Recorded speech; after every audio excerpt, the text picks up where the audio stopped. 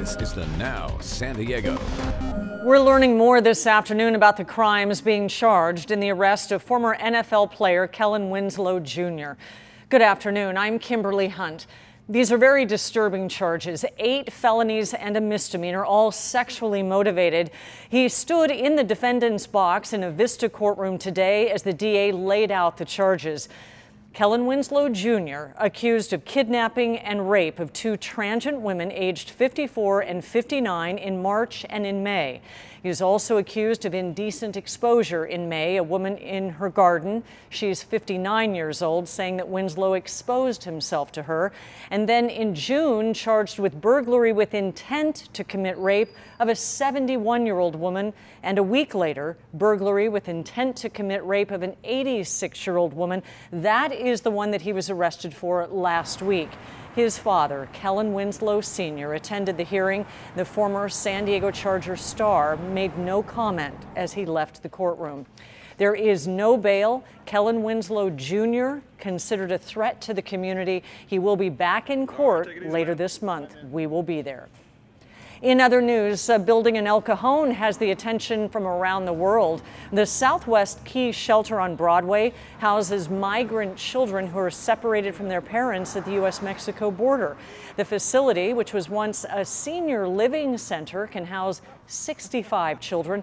That's much smaller than the group of more than 1,400 living in a former Walmart in Texas. San Diego Union Tribune reporter Kate Morrissey got an exclusive tour of the building today. It felt like sort of a school where kids also sleep.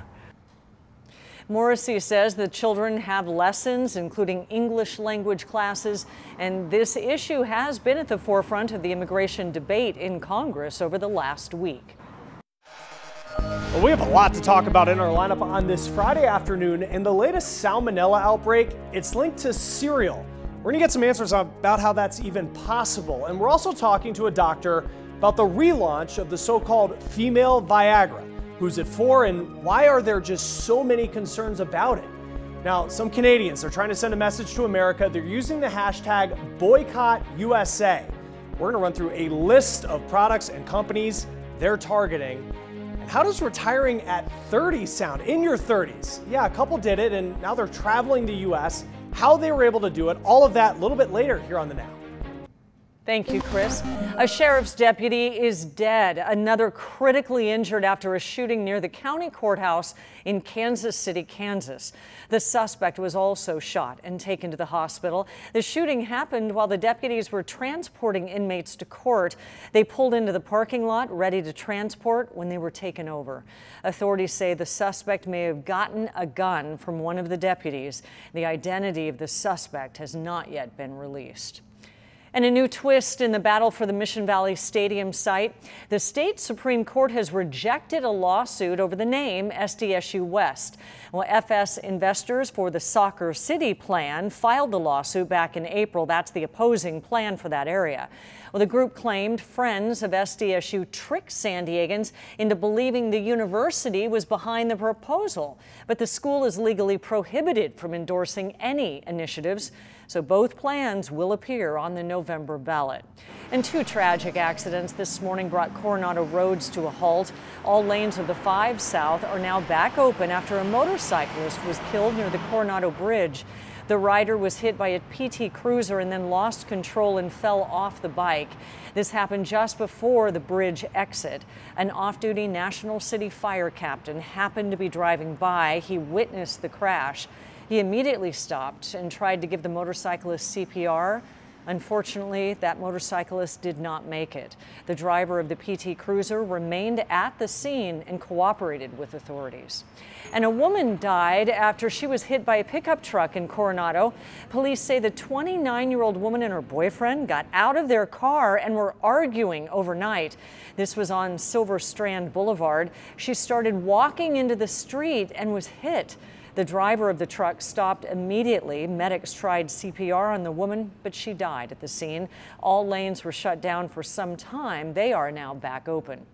California health officials are proposing to declare coffee not providing a significant health risk. The proposal just announced this afternoon, and that would counter a recent state court ruling that found coffee should carry warning labels because of a carcinogen found in every cup of brew.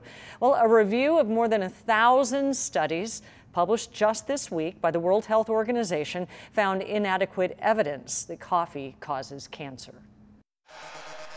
Let's turn to the Now news feed. President Trump's former campaign manager is in jail.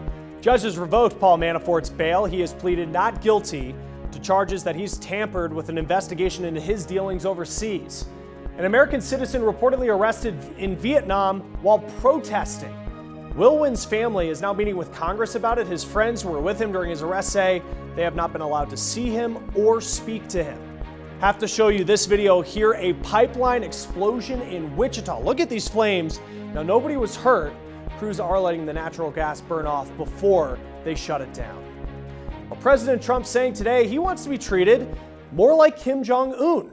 Yeah, he was telling reporters in front of the White House that he likes how the North Korean people sit up and pay attention to the dictator. The Now's Corey Rangel with a breakdown of a surprising and frankly shocking news conference. I have a good relationship with Kim Jong-un. That's a very important thing. As the president continues to talk up his relationship with the dictator of North Korea, he's taking some heat for what he said about Kim Jong-un during an interview on Fox News. He speaks and his people sit up at attention. I want my people to do the same. The president seeming to suggest he wants to be treated like a dictator. A few minutes later, the president clarified his comments. What did you mean just now when you said you wished Americans would sit up at attention when you spoke? I'm kidding. You don't understand, sir. Still, the president made the comments knowing the North Korean dictator has one of the worst human rights records in the world, including murdering his own family, starving his citizens, and torturing prisoners, including American Otto Warmbier, who the president says was, quote, tortured beyond belief before he died. Spoken so passionately about the circumstances that led to Otto Warmbier's death. Yeah. In the same breath, you're defending now Kim Jong-un's human rights records. How can you do that? You know why?